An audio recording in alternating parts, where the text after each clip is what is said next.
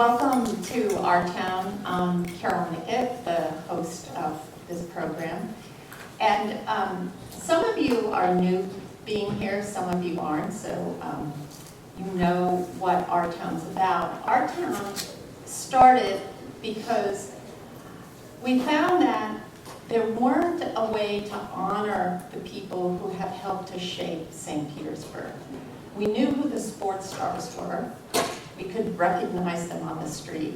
But we didn't know about the people who really gave and helped shape our identity.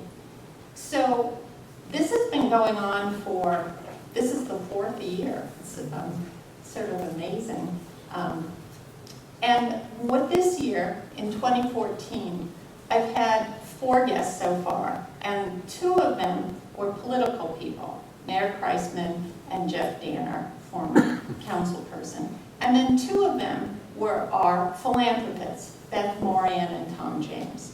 So they contribute to our city in a sort of clear way, right? Political people shape the city, the policy, and philanthropists help to support major things in our city, like this museum.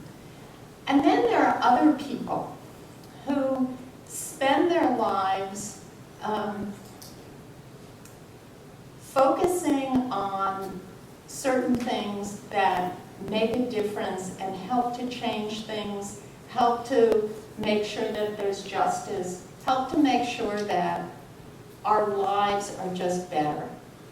And they aren't doing it because they're fortunate enough to have a lot of financial security and are able to shape it through giving money, or they're not elected officials. They just choose to do this. And why they choose to do that, I think, is really an interesting question.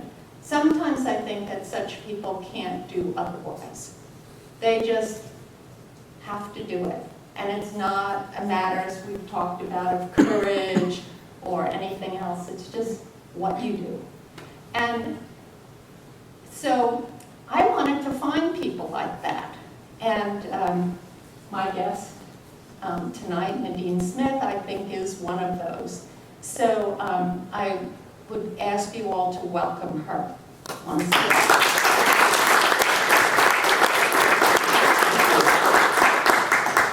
So my first question to a guest is always, how did you get to St. Pete? Wow, I should have been prepared for that when I studied all night. Actually, love brought me to Tampa, to the University of South Florida.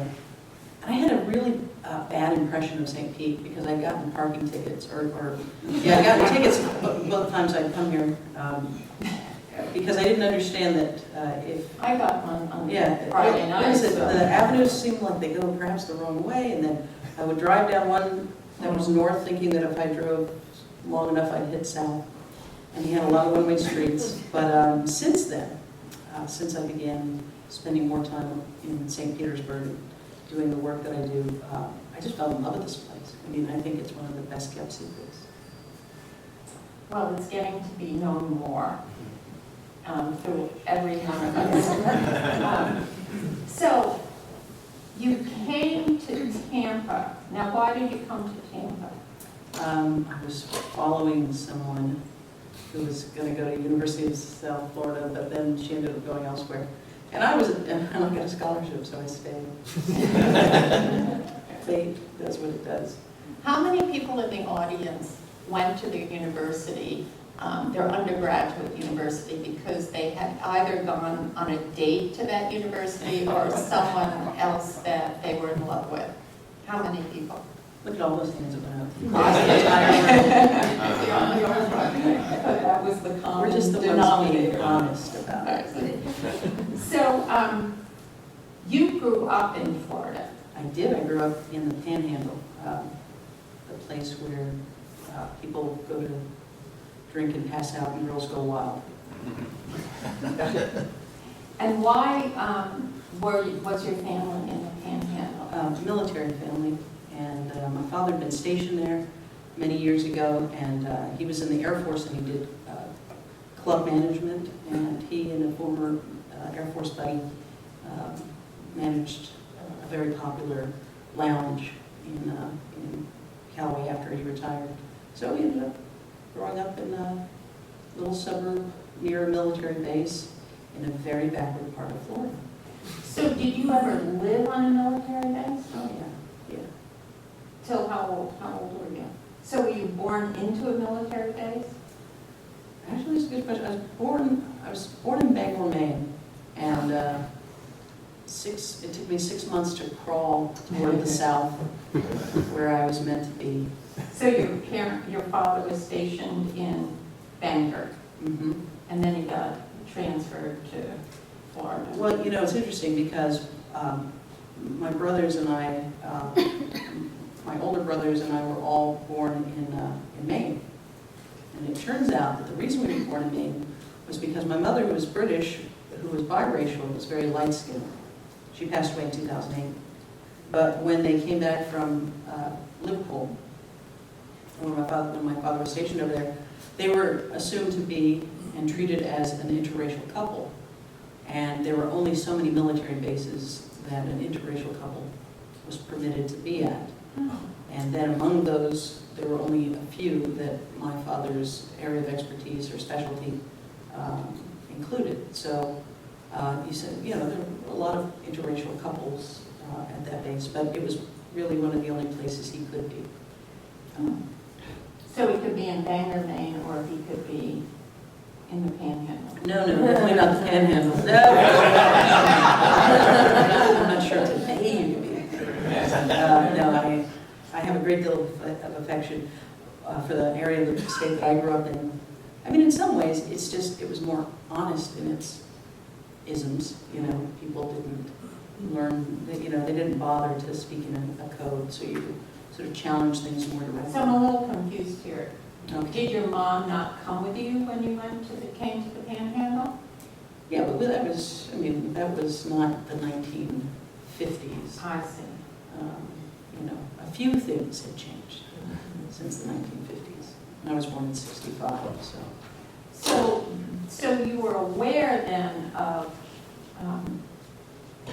having prejudice when you were growing up, that they were aware that your mother and father had a different sort of relationship. Well, but you have to see from my perspective, we were in military bases, we were in bases where lots of interracial couples, I thought it was almost required. Interracial couples, as my wife might attest. So, yeah, that wasn't unusual in the social setting. But yeah, Panama City was a very inhospitable place if you happen to be Black or Vietnamese or not particularly friendly to women, and definitely not friendly to gay people. But things are changing. I mean, my high school, where if you heard homophobic slurs, they probably came from a teacher as often as they came from other students, now has a gay straight alliance, which is just mind-boggling to me. I would go through the card catalog and look up, homosexuality, and go and look at any book that, whether it was a biology book or a front runner, and I would trick a classmate into checking them out, because then you had to sign your name, and everyone did the same thing. They looked, I knew it. So I wasn't even have my name on that card. But yeah, so the idea that now there's a gay straight alliance, and now there are, protections on the books that prevent bullying, it's really hard for me to wrap my head around how much has changed, while simultaneously recognizing that Florida started so far back. I mean, we're home to Anita Bryant, the Johns Committee, which if you haven't heard of the Johns Committee, spend some time Googling. It's pure evil, McCarthy-esque routing out of educators and civil rights activists, both African American and people who were gay or rumored to be gay, and it cost people their careers and it cost people their lives. And that was Florida. So we have come a long way, but we had a long way to come and much further to go. So when you graduated from high school, you went to a military academy. I did. I went to the Air Force Academy. Which is, where is it? Colorado Springs, Colorado. Which is another very conservative area. Yeah, home of Focus on the Family. So large they have their own zip code. Yeah.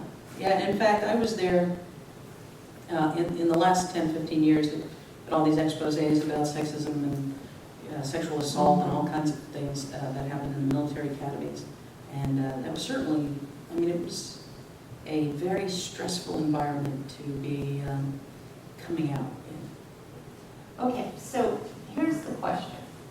So you know that there's all of this going on in the military, but yet you choose to go to the Air Force Academy in this incredibly conservative Colorado Springs. Why do you make that choice? Well, I mean, I was a military kid. My father was in the Air Force, my older brothers were in the Air Force. I didn't have the Air Force Academy was actually a pretty politicizing experience. Less to do with sexual orientation, more to do with what we were doing. You know, it was at a time when we were illegally mining the harbors in Central America, and we were required to read up on current events. And you know, I was reading about the Contras and the Sandinistas and thinking, we're on the wrong side of this. You know, so for me, it was a political awakening at the Air Force Academy. And at the same time, I actually, listen, no high school counselor said, hey, in case you're gay, Air Force might be a dodgy proposition for you. There was a lot of typical overachieving gay closeted kid stuff going on, and the Air Force Academy was a top-notch education, and my family wasn't wealthy, so I was going to get an incredible education at a respected institution, and everybody. And you had to be rather smart to even be admitted. I mean, it's not easy. Well, I don't want to say. But yeah, no, I mean it's a competitive process to get in, and I was actually there pre-Don't Ask, Don't Tell. So I was there just imply and get kicked out. Although I did play on the rugby team, which if you were trying to avoid being investigated, probably wasn't the best sport to choose. But I remember that we would play other colleges. Now, on the rugby team, was it a women's rugby team or a mixed gender? Or how? Good Lord. Well, no, I'm alive, so no, it was just a women's rugby team, men's rugby team. I was the hooker. Let it out. The hooker is the, I was, short enough to be the hooker, but essentially the person who, it's the equivalent of a jump ball, right? Except it's on the ground and use your feet instead of jumping up and using your hands. So anyway, but I think that the other teams kind of tuned into the incredible repression that was the Air Force Academy. Because I remember, I know we were playing Colorado University or Colorado State, and they would do these cheers like, touch me like you know me, so we could all just sort of freak out at the implication. But I think it was a strange time. I was glad I went. As I said, but you didn't finish there. You left before you graduated. Yeah, absolutely. In the first 2 years, you can leave without being obligated to a longer sentence. And they began kicking out class cadets. So if you were, there were people who were about to graduate. They were in their final year, and they were being kicked out. They were getting dishonorable discharges, and they were being made to pay back this very expensive education. And they would do this thing called all rights inspections. Now wait a second. So I just want to figure out the legal issue here. So it was illegal for you to be in the military. So if they found out that you were a lesbian, then you had to pay them back because you entered under false pretenses. Is that their argument? I guess that was their argument. I didn't ask them a lot of questions. I didn't. And I don't think that the process was the same for everyone. I mean, I think there was a certain level of spitefulness that got inflicted on some people more than others. But having a dishonorable discharge is a very difficult thing to move through the world with. And, so you decided you would leave before any of that happened? Yeah. Oh, that's very smart. See, I was smart enough to get in, smart enough to get out. So how did the Don't Ask, Don't Tell change things? Well, see, that was very different because I was there 83, 84. Right. Don't Ask, Don't Tell was 93 until quite recently. September 2011. Yeah, well, there you go. Hit the buzzer. But it was interesting because I ran into somebody. Somebody applied to work at Equality Florida who had been a cadet under Don't Ask, Don't Tell when it was still in effect. And he had been in the same squadron as me, and I was asking him, what it was like. Yeah. And he said, no, they're very serious. You can't ask, you can't, And he said, an upper class cadet harassed me one day and, used a homophobic slur, and he was the one that got in big trouble. And I said, well, what about the cadences that we used to, sing? They delighted in making women cadets do these really sexist, cadences. Irene's her name. She's one of the best, and every night I give her the test. And that was mild compared to some of the others. And he said, well, they've changed a lot of those. He said, for example, the one that goes beer, beer, beer is now milk, milk, milk. And suddenly I felt like an old codger. What? My day.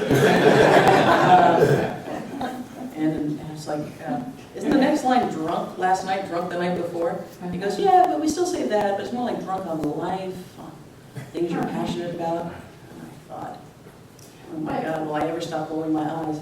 So, although you don't ask, don't tell, which also would mean you can't have an open relationship, because in some ways that's telling, even though it's not a language thing, it's a behavioral thing as well. So now, for you who were before Don't Ask, Don't Tell, having Don't Ask, Don't Tell seemed probably great progress. No, actually, I thought it was really quite despicable. And can you explain that? Sure. Don't Ask, Don't Tell just sort of codified this idea that you had to lie constantly. At the academy, you have the honor code. It says, we will not lie, cheat, or steal, and are tolerated among us those who do. And to violate the honor code is to be expelled. And the honor code was so serious that even quibbling would be considered lying, and you could be kicked out. So if I said,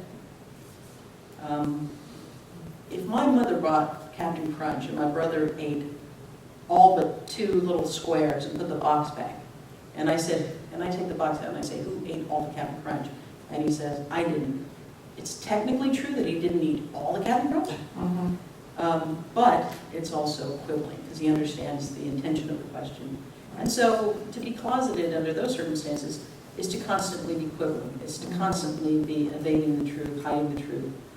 And in some, I think, important ways, it made people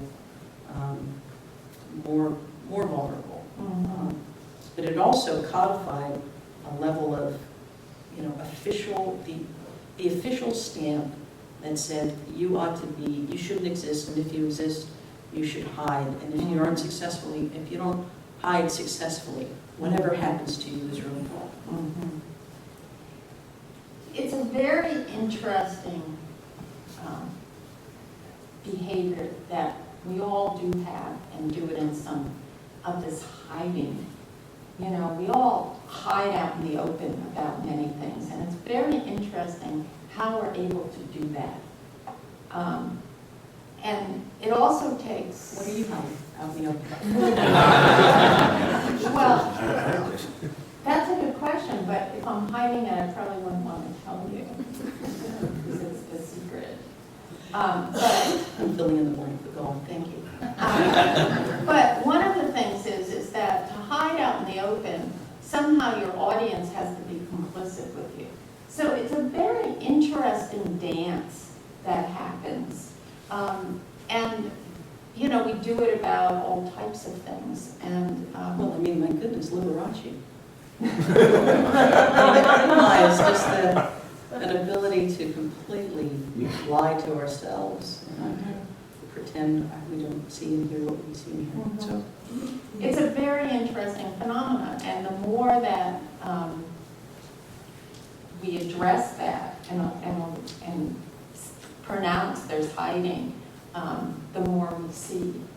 I think it's a very interesting thing to talk about, and the military is so interesting because it went from, you know, you can't, the don't ask, don't tell, and now, supposedly, you can ask, you can tell, and you don't get kicked out. Now, whether that actually is the case, but I don't know, because I don't have enough experience with the military, but that progression is a fabulous thing. yeah, well, I mean, the military has been a place where, integration has, unfolded. The introduction of women into the military, sort of has often been, I won't say the laboratory, but the sector of society where all of those things happen. And, it is largely a meritocracy. You perform or you don't perform, and there's a great deal of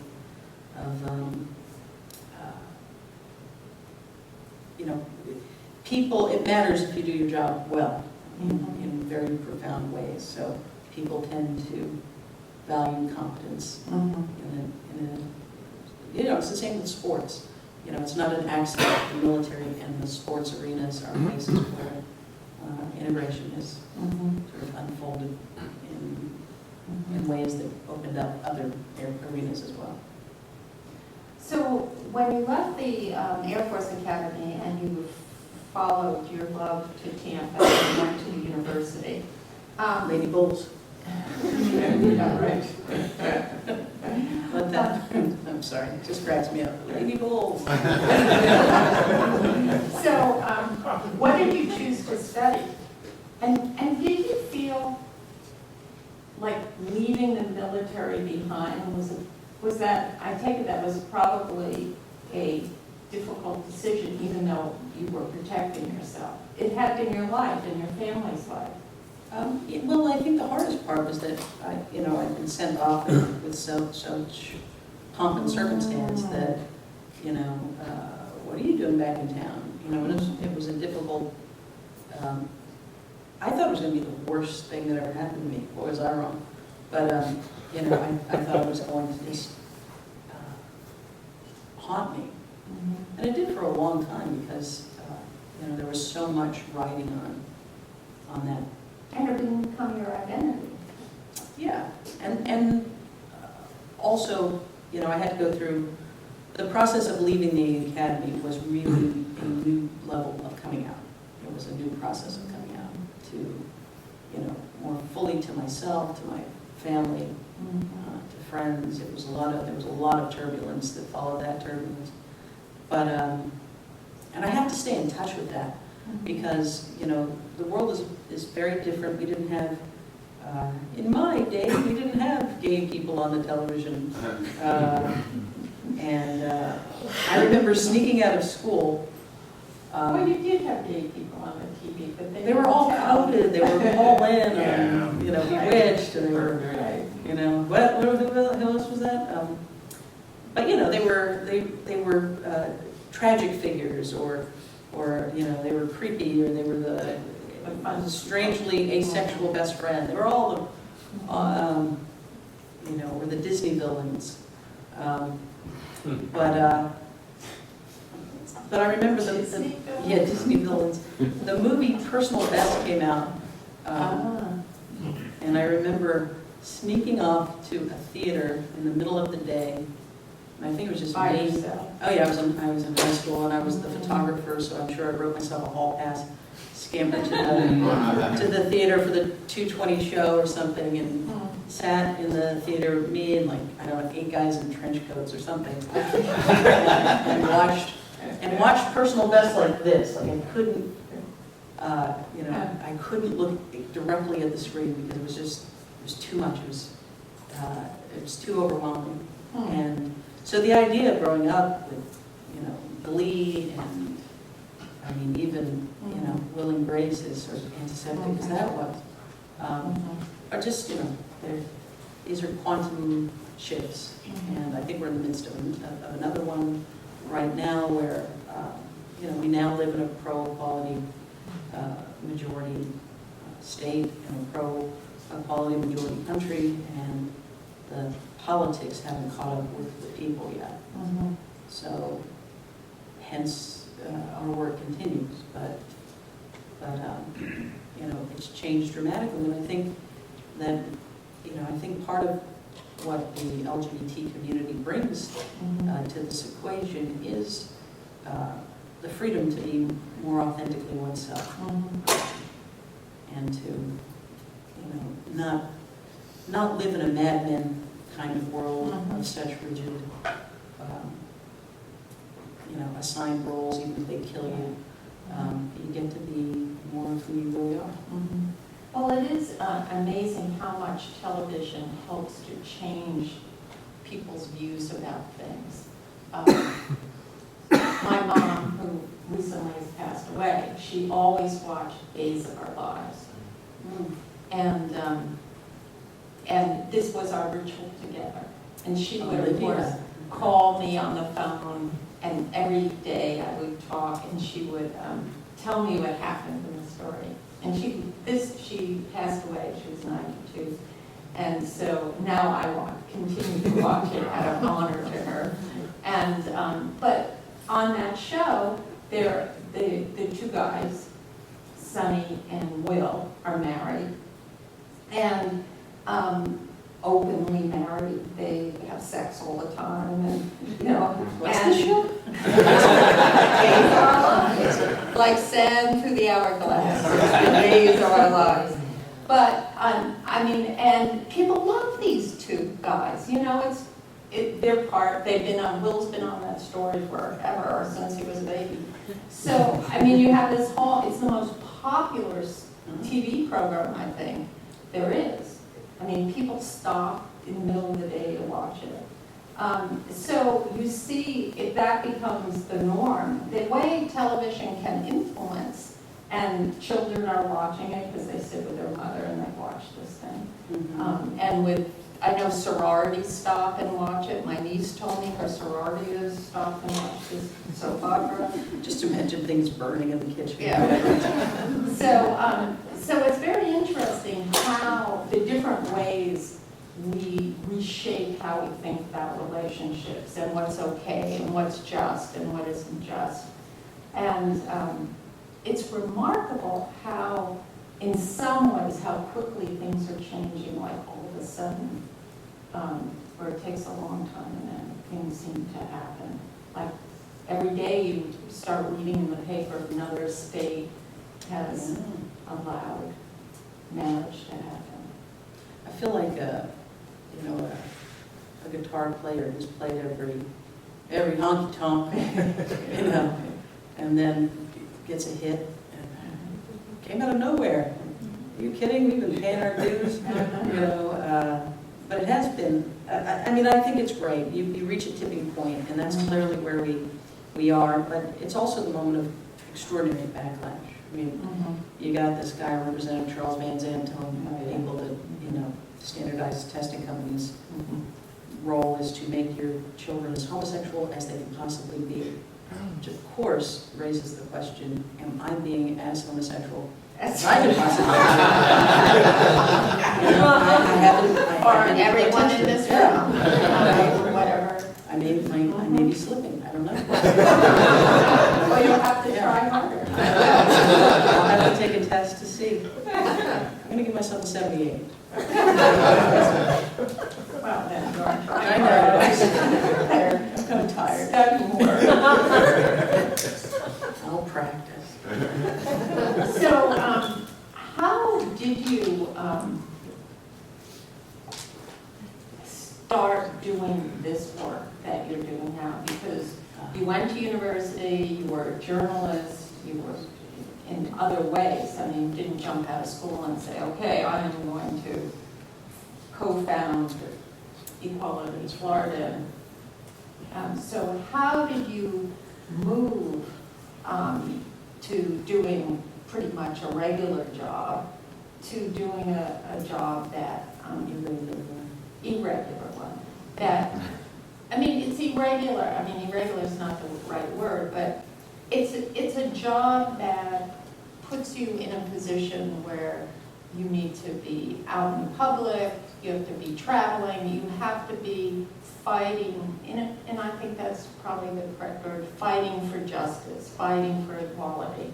And you do get a lot of backlash. I mean, if you work, on a computer, you don't have that type of backlash. You don't have to be thinking, oh, did I say the right thing? Did I meet the right people? Maybe I should have been eating my dinner. I should have been up, working in the room. It's intense. It's like you're in my head. So how did you choose and to be there, to do what you do? I mean, this job didn't exist. There weren't state organizations. There were a few national organizations, and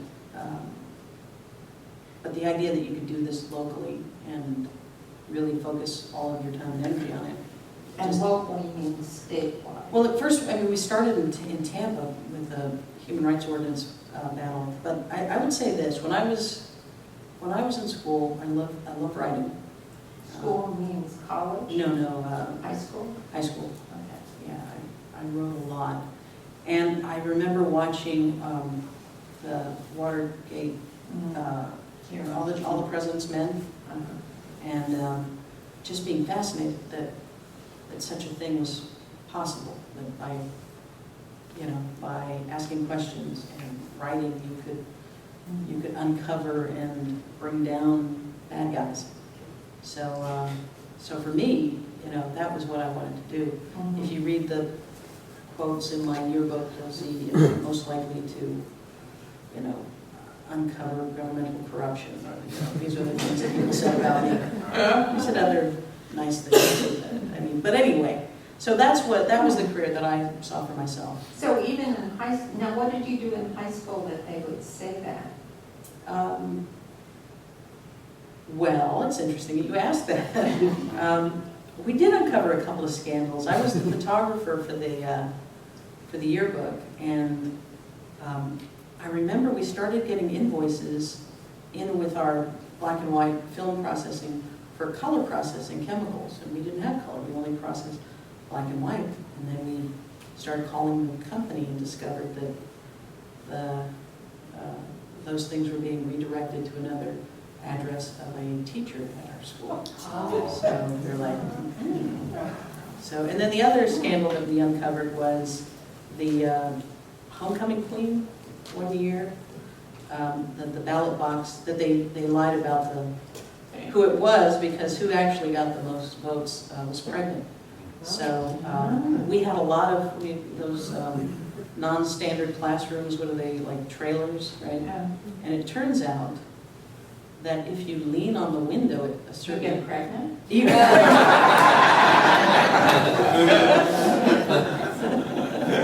You're all waiting. If you lean on the window in just the right way, the window will open.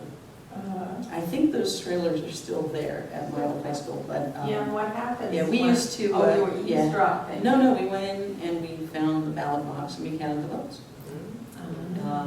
So the pregnant woman won? yes. But she was sent away I know this wasn't the 30s. She was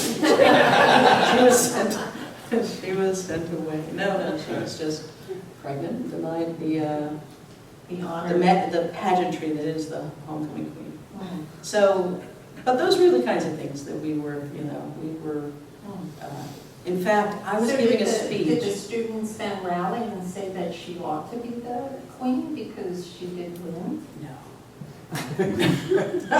No, that didn't. Although the only insurrection I led in high school was when I was the student class president, and I was going to give a speech. And my speech, the essence of my speech was, usually at this time of year, people come and tell you that this isn't the real world, you're about to enter the real world, and it's filled with all sorts of things that you need to prepare yourself for. But I submit, I don't know what I wrote, but that we have it in the real world where there's corruption and, anyway, and I was going to, lay bare all the sordid tales, though I wasn't going to name names, as I haven't this evening either.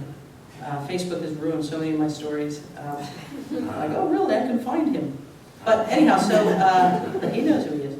So anyway, they told us that we would write our own speeches, and then they would review them for grammar, just to make sure you didn't have some sort of subject-verb agreement failure that would embarrass the school. So and just to be clear, my speech wasn't some tell-all. Like, it was just sort of like, we have experienced a lot of these real-world things. Injury. Corruption and racial violence, and there'd been a sexual assault. There were lots of things that we were dealing with, so I had included that in my speech. So when they gave me back my speech, it was a speech based on Jonathan Livingston Seagull, a book that I had at that point not read, and didn't for a number of years just out of resentment. And the principal said to me, I think this will be a nicer speech to give at graduation. And so I said, okay, and took the Jonathan Livingston Seagull speech and threw it away and brought my own. And so so we did that, and we were also forbidden from. Were you allowed to complete your They speech? couldn't stop me. What were they going to do? Tackle me? From the. Well, I think some schools have actually done that. But I was them. too fast. I was too fast. No, the principal actually took the microphone after I was done, and he said, "All I can say about that is, I was once, 17, but she's never been 46." I have now, and I still like my speech better. So, but yeah, that, and we weren't permitted to throw anything. People threw confetti or rice, whatever, and they said the cleanup costs were too high. So we said we'll just throw ping pong balls, which are easy to clean up, and so they confiscated our ping pong balls, and then we just re-stole them out of the bag, and we were able. So those were the two insurrections I. So, what you've just revealed is that. This is the part where you make me cry.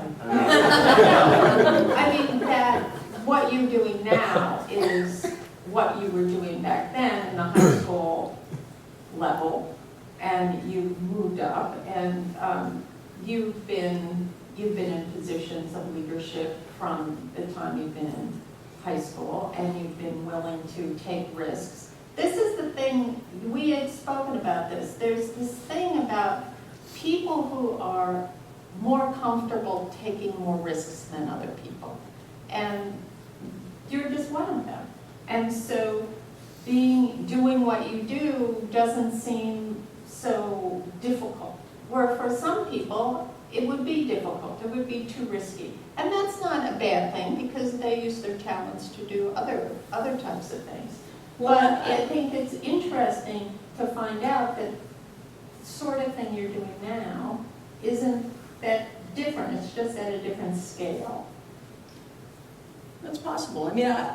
This is what I think really feels true to me about the work I do. And it's related to what you said. But my grandparents, my father was born in Mississippi. And I feel the same way about Mississippi as Nina Simone did. And the reason that... Which is? I don't want to use that kind of language. But She has a great son that's worth listening to about Mississippi. But my family, my grandparents were on the first integrated farming collective in the country. In Mississippi? In Mississippi.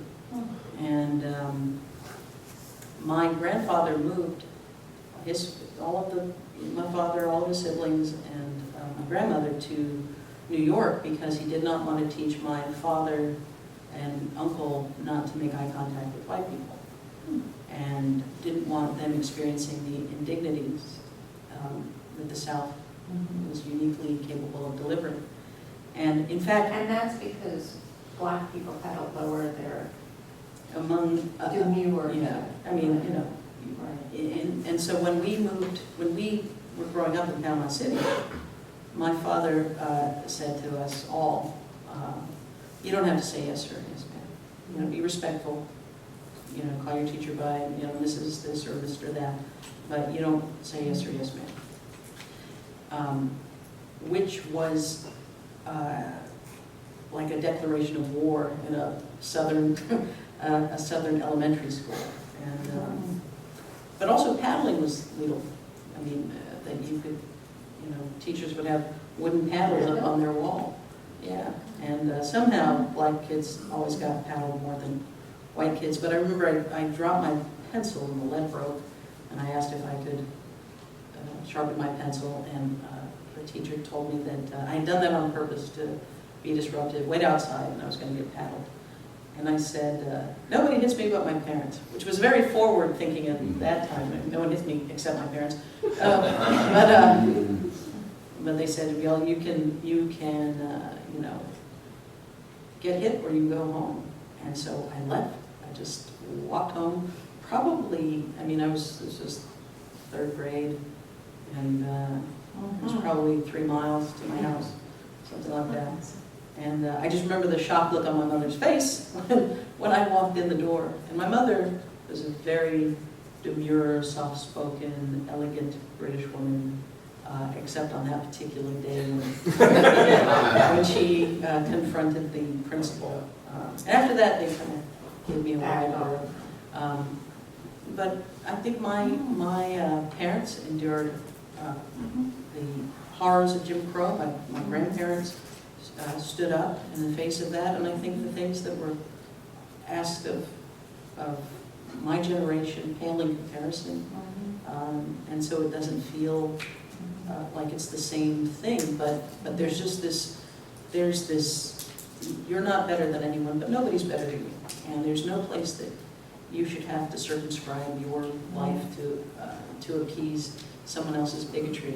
And so I think what feels like activism or politics is just thinking that your life is worth protecting, like thinking that you ought to be treated with respect. And you were like that as a little girl. I was. I didn't want to wear dresses. I wouldn't wear dresses. I didn't like them. They didn't make sense to me. They were very inconvenient to the things I like to do. And when I was forced to wear a dress, I would just put shorts under it, take the dress off and go play. But that sort of, you know, I get to be me. I actually get to be me is, to me, more the driving force than anything else. So one of the things you talked about on and off as it gets woven through this is the equality, the issue of equality. You know, you have, and where you work is because you're a lesbian, but you're also a black woman, and you're also a woman. So it's like 3 strikes against you, right? You have all of 3 blessings for you. But in that way, you move through a lot of worlds and a lot of levels of oppression, of people not wanting to recognize you, not wanting to see you, not wanting you in some way. In other ways, people really want you.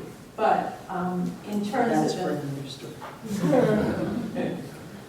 But, I mean, so how do those work for you, especially when your work in Equality Florida is focused on one of those aspects, primarily? Well, you know, the civil rights movement wasn't simply about black people. It was about making the country live up to its own ideals. And I think this movement similarly is about compelling the country to live up to its ideals. And so in that sense, it's a movement for everyone. And it does, I believe, make the world safer for me as a woman and as a person of color to do the work I do around LGBT issues. I think that my experience was I wasn't getting harassed and subjected to violence because I was black. I came from a predominantly black family that didn't teach me that I shouldn't exist and to hate my skin. While women and girls were treated differently and in ways that I did not like, I wasn't taught to hate myself and told I should not exist because I was female. But I was taught all of those things because I was gay.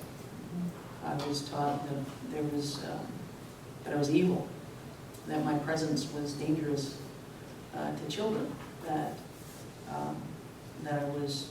I mean, this will sound funny now, but I remember there was a radio station in Miami that contacted us, and this is more than a decade ago. They said they were ready to have this honest conversation about sexual orientation. I think it was a Haitian radio station.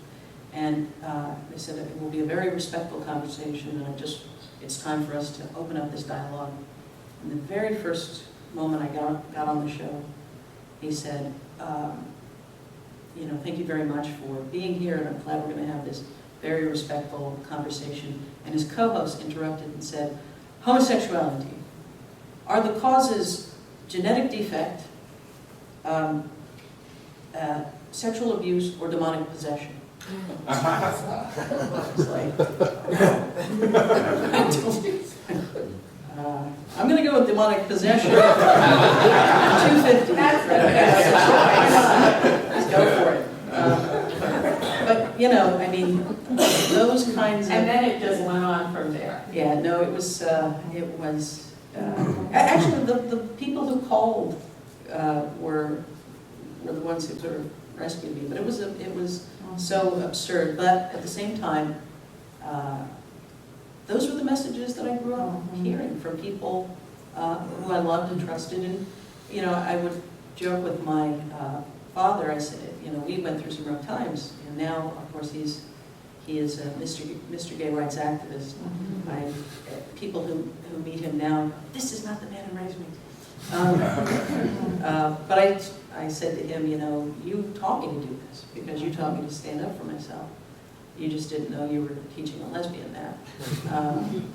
But he did. He taught me to stand up for myself and to not let people make me feel as though I were less than. And that's a good thing to teach a child. So you're living in St. Pete, and St. Pete, I mean, we have 3 gay city council people. One of them is right here, yes, I see him now. And we have, the biggest pride parade, and we have a huge gay and lesbian population here. Why? What is it about St. Pete that You're makes welcome. it special? You're welcome. Well, that's a question that answers itself. The presence of all those amazing gay people. I do think that this place is. There are people that sit in this chair that you interview that have, helped to build a climate that says everybody's welcome.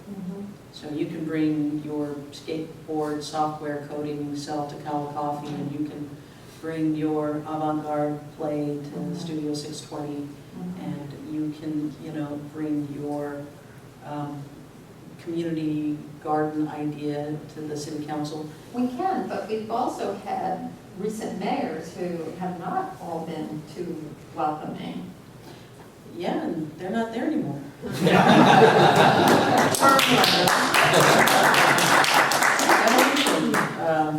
But in spite of all of those things, I mean, it really it does make our town really special, I think. I don't think you find that in Tampa or Clearwater or any of those places. There's something about St. Pete that, and why we have all this creativity, why we have this sense of wanting to be here.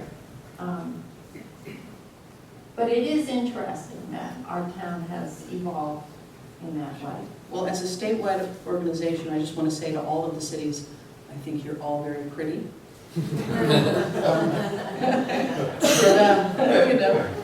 Yeah, there is a unique quality to St. Petersburg, and it's very, I don't think it's not defined by a military base, for example. It's not defined by, it has the feel of a much larger cosmopolitan city than a lot of places in Florida. But I do think that it's one of the things that you discover is that major companies, just like the military led the way in many ways around desegregation, private companies have discovered that having non-discrimination policies don't just bring them high-quality gay applicants, but they send a message about that you're going to be valued for your work. You are going to be, the merit of what you bring will decide how high you climb, not the arbitrary bigotry of somebody, within the organization. And so a lot of people, not simply the LGBT community, want to work in places where they can bring their full, funky, creative, outside the usual pathway themselves to work. And that's where innovation happens. That's why Peter Kageyama often says that he had the chance to ask Google executives, where do you decide to, when you're trying to decide where you're going to open a new branch or what have you, what do you look for? And he said, we want to know where the hip, smart young people are. And hip, smart young people gravitate to places that have, a wide range of perspectives and cuisines and art and culture, and don't put up a big sign saying some people aren't welcome here. So I'd like to open it up if people want to ask Nadine questions. Yes, could you stand up and say your name, please? I'm here. You're here. Okay. Wait a second, hold on. We have a microphone, so it gets recorded. Okay. Okay, can you hear me? Okay, well, my question was, when you started into this as a Florida equality Florida, what was there a specific task that you had in mind, that impetus that made you want to start this organization? And once you did start that, what did you actually accomplish what you had hoped for in a short period of time? Sure. Well, we actually started as the Bay Area Human Rights Consortium in Tampa, and then we became Hillsborough Human Rights Task Force, and then we became Human Rights Task Force of Florida. And the evolution of it was we sought to pass a human rights ordinance in the city of Tampa and in the county of Hillsborough. And at that time, the most active right-wing groups that opposed gay people were headquartered here in the Tampa Bay area as well. And so when we were successful in passing it in Tampa, other municipalities began to ask us, tell us, share what you guys did, what are their talking points, how do you counter them, etc. And so we became kind of a regional resource and then a statewide resource. And then in 1996, I think it was when the talk of passage of a DOMA in Florida, Denial of Marriage Act in Florida. And we had to rely on our friends at the ACLU and with women's groups because we had no presence in Tallahassee. And so the formation of what has become Equality Florida really was the moment where we said, we have to be in Tallahassee. That some of the people who would come to us and ask us for votes and money went to Tallahassee and stabbed us in the back. And so our commitment when we formed Equality Florida in 1997 was, there will never be a legislative session where we are not present. And since 1997, when we arrived at Tallahassee, there has been no statewide anti-LGBT legislation passed. And there have been some pretty ugly things that we've been able to block or defeat. I was just going to read that because that's on your website. How are you able to accomplish that? When I read that, I went, how are they able to accomplish that? That's remarkable. You know, it is, especially for the time that we were there, when there was so much. I mean, a couple of things. We gave a place for our allies to stand with us. And when we weren't in Tallahassee, there was no coalescing force to, you know, sort of counteract what they could do. And we found allies on the Republican side of the aisle who we could never thank publicly because they feared it would cost them the election, but behind the scenes, they did many things that we needed done to stop things from moving forward that would have done us harm.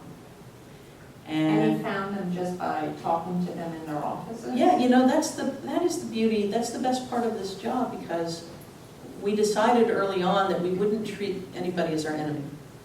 We would treat people, you know, I think a lot of people in our community have had the experience of being at odds with family members, and you hang in there and you keep the conversation going, and it can be difficult and painful, and we've seen it transform people in our own families. And so the idea was, you know, we're going to keep engaging. You can tell us no 1,000 times, and we're going to come back 1,001 times. And we're not going to avoid the conversation with you. And what it produced were, well, you know, I remember one of our early meetings with a legislator in Tallahassee. This was someone who was a minority whip at the time, and in years past had taken a very hard anti-gay line. And in the midst of a meeting, this individual said, well, listen, and we were working on a safe schools bill. And this person said, listen, I'm going to support the bill no matter what form it takes, after asking a bunch of questions. And basically said, my son came out to me 4 months ago, and I had been sort of struggling with how to, you know, reconcile some of the things I've said and done. And so instead of a lobby visit around a, you know, piece of legislation, it became this very human exchange. And that became somebody who worked really hard behind the scenes and then later in front of the scenes for us. I remember I was in a meeting with somebody who had a reputation for being extremely conservative. It was a meeting that was scheduled late in the day, and there was nobody else who could go on the meeting with me. And earlier in the day, a couple of our folks had been kicked out of the legislator's office, which doesn't really happen all that much. Usually even the most awful, you know, hater will smile, you know, incomprehensibly at you and then just do, you know, vote the wrong way. So to get kicked out of an office was a strange thing. So here I showed up at the end of the day to this very conservative legislator's office. I said, I'm here to talk to you about the adoption ban. This was before the court struck down Florida's statute that said if you're gay, you can't adopt. And I said, I'm here to talk to you about the adoption ban. And he got up and he started walking toward the door. And I thought, wow, twice in one day, you know. And he closed the door. And then I got really nervous. And then he came and sat down and he said, listen, if your bill gets to the floor, I'm going to vote for it. He said, I'm not going to say anything publicly because I live in a district that has a mega church whose membership is greater than the total of people who voted me in. He said, but if it gets on the floor, I'm going to vote for it because my daughter's best friend has 2 moms. They are the best people in the world, and I would never be able to look my daughter in the eye if I did otherwise. So there were a lot of those moments where you could really just sort of speak to people as human beings, and frankly, it was harder to talk for me to Democrats who knew the right thing to do and wouldn't do it than it was to talk to Republicans who didn't know the right thing to do, but if you could convince them, they would do it. And so now we're in a situation where the Democratic Party has found its voice around these issues and isn't, has been willing to use it, but also with the Republican Party, either because of those kind of moments of evolution I've just described, or because they're looking at the same polling results that the rest of us are looking at and going, we're about to be extinct if we don't change our position on this, because young Republicans are not with us on these And the hateful courts cultural- are acting. Yeah, there's been Strong. 19 victories in a row by Republican and Democratic judges, or judges appointed by Republicans and Democrats, judges with reputations of being extremely conservative and ones with reputations for being very progressive. So the landscape has changed. So when will Florida happen? Well, our lawsuit is scheduled to be heard July 2nd in Miami. So Independence Day. Yeah. very, That'd be yeah, cool. that would, I think if I were writing the screenplay, I would have her, the judge, release the announcement on Independence Day, but I'll take it whenever it comes. Who else has a question? Is there a hand? Oh, how about Peter Betzer up here? Down here, I guess. Yeah, down here, thank you. I was interested, and sorry to be so ignorant, when did Equality Florida start, and how many members do you have at this time? Officially, we started in 1997. Before that, we had different names in different geographic areas that we covered. And right now, the people who are in we have a database of over 200,000 Floridians. And growing fast. And when we actually do surveys of our membership, once every 2 years, I think, and about 37, just shy of 40% identify as straight. Linda? Nadine, Linda Osmondson. How do you work in the Black community where there are many more people more concerned on this particular issue than are comparable in the white community? How do you work there, particularly the religious community? How do you those challenges? Well, I will say this: when we were fighting to keep the Tampa Human Rights Ordinance intact, many in the late 90s, we created a campaign, and people were going door to door. And white canvassers came back and said, "Oh, there's no support in the Black community." And Black canvassers came back and said, "We got terrific support in the Black community." And in fact, our phone bankers had the same experience. There were 4 women from a very large Black church in Tampa who just showed up to help us phone canvass. And I think that I think that part of it is that there are people capable of, if the conversation goes like this, I'm here to talk to you about the human rights ordinance that protects gay people. It might begin with a conversation that says, my pastor tells me that being gay is wrong.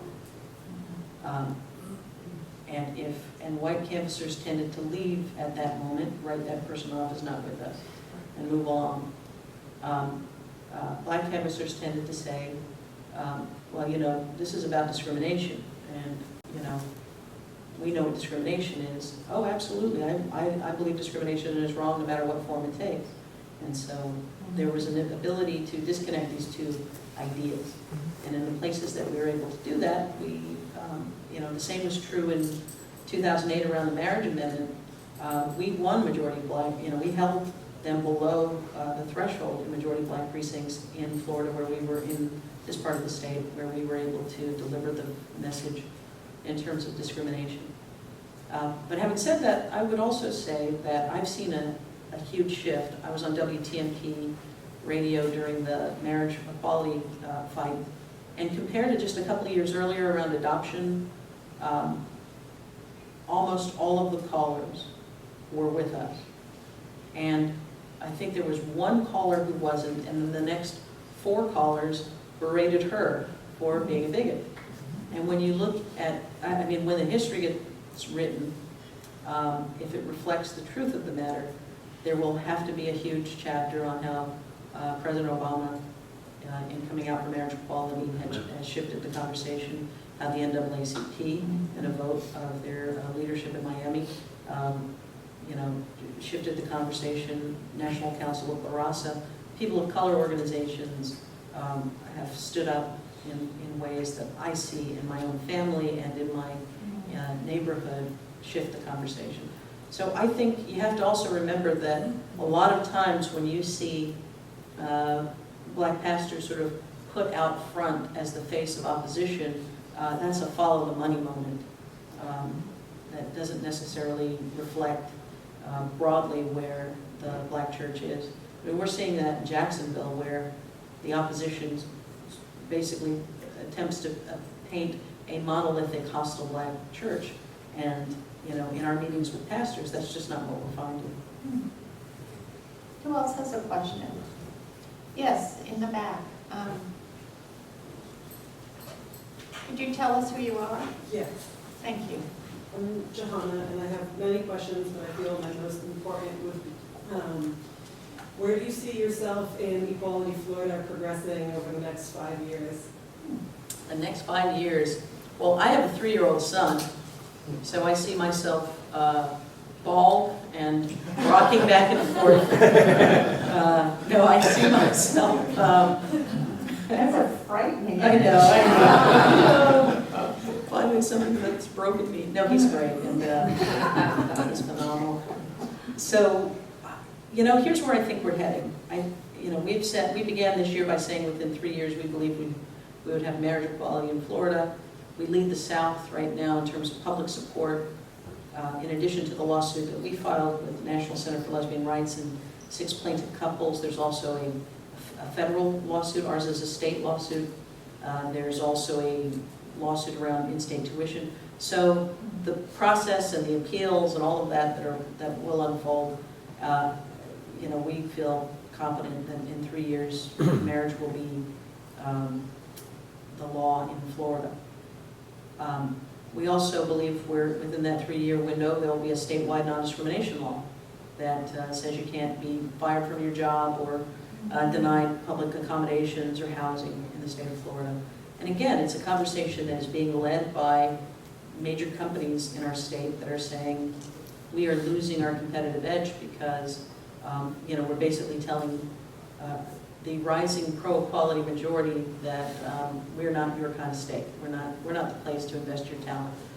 So how is our job governor standing on this? Honestly, I'm trying my best. I tell people this all the time, that going to Tallahassee made me less cynical about politics. Because I do believe that many of the people who go into the political realm do so out of a genuine sense of being a public servant. I think that it's not particularly glamorous. Certainly the legislature is not particularly well paid. There is a percentage that are corrupt and go there to feather their nests. But even the people that I fundamentally disagree with, I think they arrive there with a genuine sense that they are coming to do good for the country. So that's the first piece of information. And I think that in that space you can speak to people in a voice that, like I had one Republican business leader, very well entrenched in the Republican political world, who in tears told me that standing up on this issue had been transformational for him because in his business, people that he had known for 5, 10, 15 years were coming out to him. And he said, they were thanking me for being outspoken on this, and all I could think was I was so deeply ashamed of myself that all this time I thought I had created a place where people could be themselves. And he said, look around my office, I got pictures of my wife, my kids, and to think that for all of these years until this moment, they didn't have access to the strength that comes from that. And so I do think that there's a different level, a different quality to the conversations that are happening right now that are, personally transformational. And it's frustrating, to me that, it's like apparently we're going to have to get enough Republican anti-gay congresspeople to have gay children in order to win. I'll do what I Well, the can. only thing you have to do is take the test. Yep. Which is where the standardized test comes in. That's the thing. Yeah, because the idea, it's like, wow, if we recruit, no one came to recruit me. I didn't make the team. But but it's a new day, and so we are. So to answer your question, I think that in 3 years we're going to see a lot of public policy changes for the better. I think we're going to see increased leadership on these issues from the private sector as well. And I think we're going to see a tremendous backlash in the places that have the least resources to defend themselves. So some of the places, like where I grew up, and places that are even more sort of rural and sort of closed off. And I think we have to remember that, we still live in a society where, there are children who are dead because their families rejected them. And, you can spend a heartbreaking evening Googling the stories of toddlers beaten to death because their dad thought they were too effeminate. There's a gender-based violence that is, still claiming lives. And at the end of the day, it doesn't matter if you can get married or have a job if you cannot have safety in your own home, in your own family, in your own neighborhood. So, our work continues until the day that every child who is born doesn't have to endure a closet, that the closet is such an archaic idea that they can't imagine anybody ever experienced life that way. So that's the work that is ahead for us. Certainly the Dr. King and the Freedom Riders and the Montgomery bus boycott were not the end of the struggle around racial equality. The passage of laws will not be the end of the struggle around equality. Homophobia is embedded in sexism. And we've seen the horrific cultural toxin burst into violence quite recently. So we've got a lot of work ahead of us, but I think that it will become more about, it will be cultural work around dislodging the sexism that undergirds homophobia and violence against women. So, the good news is that we have people like Nadine and like many of you in this room who work to make those things not here, to help clean up the pollution, the toxins that are in our world, and that we can talk about it, that we can openly talk about it and